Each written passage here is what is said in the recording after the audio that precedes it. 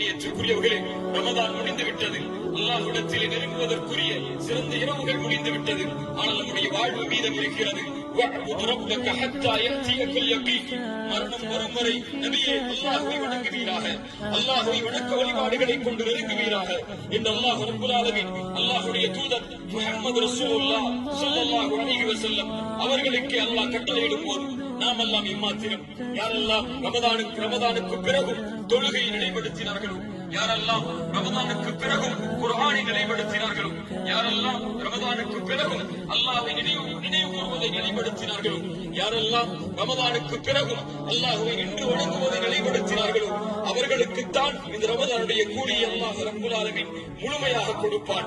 அவர்களுக்குத்தான் ரமதானுடைய மன்னிப்பை அல்லாஹ் ரப்பல் ஆலமீன் முழுமையாக கொடுப்பான்.